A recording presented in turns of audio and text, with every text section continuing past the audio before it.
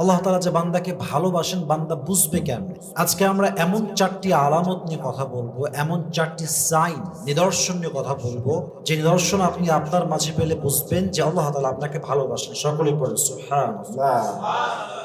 এমন 4টি আলামত যেটি পাওয়া গেলে আপনি বুঝবেন যে আল্লাহ সুবহানাহু ওয়া তাআলা লাভস ইউ মোর, আল্লাহ আপনাকে অনেক ভালোবাসেন। 4টি আলামত কি কি এবং আমাদের মাঝে আছে কিনা উই উইল চেক ইট। এক, আল্লাহ তাআলা বান্দাকে ভালোবাসেন কি বাসেন না, তার প্রথম নমুনা হচ্ছে, আল্লাহ যদি বান্দাকে খুব বেশি ভালোবাসেন তার প্রথম নমুনা হচ্ছে দুনিয়ার মানুষও তাকে ভালোবাসবে। হাদিসে আসছে, আবু হুরায়রা রাদিয়াল্লাহু তাআলা আনহু থেকে বর্ণিত, নবী করিম সাল্লাল্লাহু আলাইহি ওয়াসাল্লাম বলেছেন, যখন আল্লাহ তাআলা কোন বান্দাকে ভালোবাসেন তখন তিনি জিবরাইলকে বলেন, জিবরাইল আমি আমার অমুক বান্দাকে ভালোবাসি, তুমি তমুক বান্দাকে ভালোবাসো। জিবরাইল তখন আসমানে ঘোষণা দেয় যে আল্লাহ তাআলা অমুক বান্দাকে ভালোবাসেন, তোমরাও তাকে ভালোবাসো। এমন ভাবে জমিনেও ঘোষণা দেওয়া হয় যে আল্লাহ তাআলা অমুক বান্দাকে ভালোবাসেন, তোমরাও তাকে ভালোবাসো। তো মানুষ যখন আপনাকে অনেক বেশি ভালোবাসবে, অনেক মানুষ, এটা একটা বড় প্রমাণ যে আল্লাহ তাআলা আপনাকে নিজেই ভালোবাসে। সুবহানাল্লাহ পড়বেন না আপনারা? তবে এখানে একটা প্রশ্ন হতে পারে যে হুজুর আমরা দেখেছি অনেক কাফের, ডিনায়ার, ডিসবিলিভার, সে বেঈমান, কাফের, তবুও তাকে অনেক মানুষ ভালোবাসে, এরকম আছে না? আছে না? আছে না? কাফের but lakh lakh followers, lakh lakh fans. এর উত্তরটা কি? মাথায় রাখবেন, এখানে জমিন ওয়ালাদের ভালোবাসা মানে হচ্ছে নেককার, মুত্তাকি, পরহেজগার বান্দা। যদি একজন মানুষকে নেককার মানুষ ভালোবাসে, পরহেজগার মানুষ ভালোবাসে, মুত্তাকি মানুষ ভালোবাসে, এটাই প্রমাণ যে আল্লাহ তাআলা তাকে নিজেই ভালোবাসে। সুবহানাল্লাহ পড়বেন না আপনারা?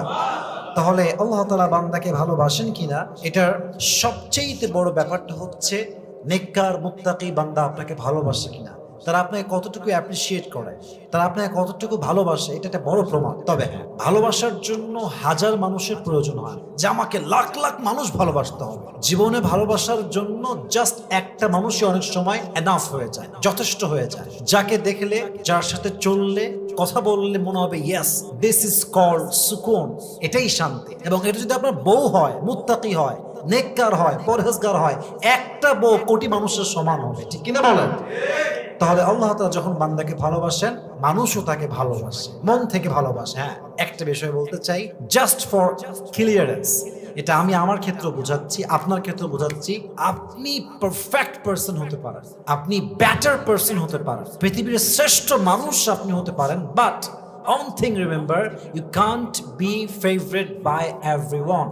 যত ভালো মানুষই হন না কেন, সবাই কিন্তু আপনাকে ভালোবাসে। Keep it in your mind, সবাই আপনাকে কখনোই ভালোবাসবে না। It's not possible in this world, দুনিয়াতে সম্ভবই না। যেখানে নবীর দুশমন ছিল, নবীর বদনামকারী ছিল, নবীর গীবতকারী ছিল, so who am I, who are you? তুমি কে, আমি কে? We are nothing, we are nobody, আমরা কিছুই না। বুঝতে হবে, যত ভালো মানুষই হন, যত নেককার হন, যত পরহেজগার হন, হেটার্স আপনার দুনিয়া থাকবেই থাকবে, ঠিক কিনা বলেন? সো আপনাকে কি করতে হবে? আপনি জাস্ট ভাববেন আল্লাহ আমাকে ভালোবাসলেই হই, আর কিছু নেককার পরহেজগার মানুষ আমাকে ভালোবাসলেই দ্যাটস এনাফ, আর কিছু লাগবে না।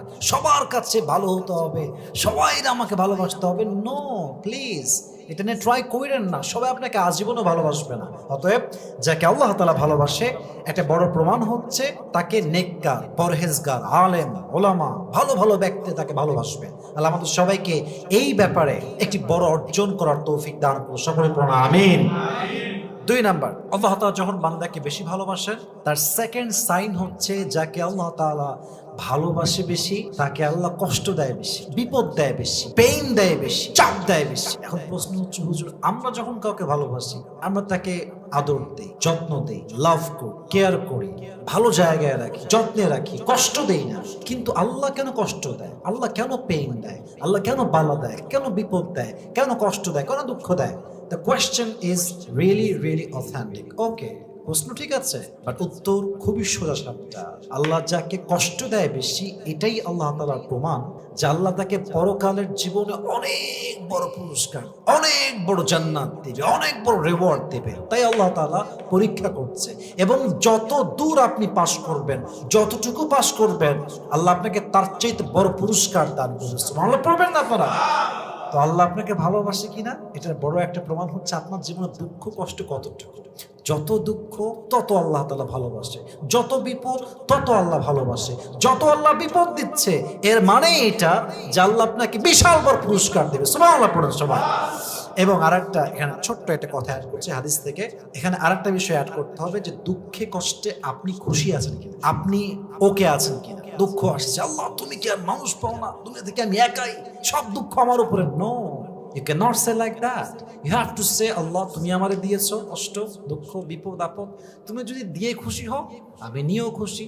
তুমি যদি আমার কষ্টে দেখে সুখী হও আমি তাতেই খুশি। That means you are happy with your situations, whatever you have in your life.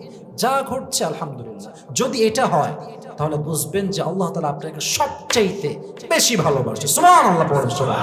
এই জন্য যাকে আল্লাহ বেশি ভালোবাসে তাকে আল্লাহ বিপদ দেয়, আপদ দেয়, অভাব দেয়, কষ্ট দেয়। তবে হ্যাঁ, আমি সবাইকে বলছি উই আর ইয়াং মাশাআল্লাহ, এখানে কোনো বুড়ো লোক নাই। উই আর ইয়াং মাশাআল্লাহ, সবার বয়স 20 আপ হবে মেবি। আমার কথা হচ্ছে বেশি প্যারা লাগলে কখনো বাসায় শুয়ে শুয়ে সময় কাটাবা না। চলো লেটস হ্যাভ এ ট্যুর, ঘুরে আসি। Let's have a cricket match, চলো ক্রিকেট খেলি। Let's have a football match, চলো ফুটবল খেলি, মজা করি, খেলাধুলা করি, জিম করি, ব্যায়াম করি। ঘরের মধ্যে শুয়ে থেকে আল্লাহ আমারে কেউ ভালোবাসে না, ফেসবুকে ছায়া খাওয়া পোস্ট করছে, হোয়াট ইজ দিস, ই ক্যা হে লড়কিও কা চক্কর। কি মেয়েদের নেশায় পড়ে শেষ হয়ে গেছে। মাথায় রাখবা, নিজেকে ফুলের বাগান বানাও, প্রজাপতির কোনো অভাব হবে না। নিজেকে ফুলের বাগান না বানিয়ে, ভালো ফুল না বানিয়ে যতই তুমি ঘোরো প্রজাপতির পেছনে, প্রজাপতি কিন্তু কখনোই আসবে না। নিজেকে উত্তম বানাও, একটা না 1000 প্রজাপতি তোমার জন্য ভিড় করবে। ঠিক কিনা বলেন যুবক ভাই? নিজেকে উত্তম বানাও, মেয়েদের পেছনে ঘুরে ক্যারিয়ারটা নষ্ট করবেন না। এজন্য কথা একটা ক্লিয়ার, যত কষ্ট আসবে, যত দুঃখ আসবে, আমরা ভরসা করব এবং আমরা সমস্ত আশা ভরসা রাখবো একজনের উপর। আওয়াজ দিয়ে বলেন তো তিনি কে? আল্লাহ তাআলা আমাদের সবাইকে বিপদে আপদে পরিপূর্ণরূপে ধৈর্যশীল হওয়ার তৌফিক দান করুন। সকলে পড়া আমিন। দুঃখ কষ্টে হতাশ হওয়া যাবে না। 3 নাম্বার, আল্লাহ তাআলা যাকে ভালোবাসেন, এটা আমি জানি না এটার ব্যাখ্যা আসলে পরিপূর্ণ কি হবে, বাট আমি জাস্ট বোঝাবার ট্রাই করছি। যাকে আল্লাহ তাআলা ভালোবাসেন তার হৃদয় থেকে আল্লাহ তাআলা দুনিয়ার প্রতি যে লালসা, লোভ, মায়া, পদবীর প্রতি, ফলোয়ার্সের প্রতি, টাকার প্রতি, বাড়ির প্রতি, ফ্ল্যাটের প্রতি, বিএমডব্লিউর প্রতি, রোলস রয়েলসের প্রতি, কারের প্রতি, বাইকের প্রতি, দুনিয়ার সমস্ত আসবাব থেকে আল্লাহ তাআলা তার হৃদয়কে পবিত্র করবে। তার মানে তার হৃদয় দুনিয়ার জন্য বিন্দু পরিমাণ কোনো লোভ লালসা থাকবে না। সুবহানাল্লাহ পড়বেন না আপনারা? তার মানে কি ব্যাখ্যা? আমি নিজেও ফেমাস, আমাকে কোটি কোটি মানুষ চেনে, এর মানে কি আল্লাহ আমাকে ভালোবাসেন না? এটা বুঝতে হবে। যদি আপনার হৃদয়ে এটাই চাহিদা হয় যে মানুষই আমাকে ভালোবাসবে, এটা আমার লাগবেই লাগবে, তাহলে ভেজাল আছে। যদি আপনার উদ্দেশ্য হয় ইখলাস, আপনার খুলুসিয়াত যদি ঠিক থাকে, লিল্লাহিয়াত, একমাত্র আমি আল্লাহর জন্য করছি, আমার আল্লাহ লাগবে আর কেউ লাগবে না, তারপর যদি আপনার পদ পদবি আপনি পেয়ে যান, ফ্যান ফলোয়ার্স পেয়ে যান, ওটাও আপনার জন্য জান্নাত যাওয়ার ওসিলা হবে। সুবহানাল্লাহ পড়বেন না আপনারা?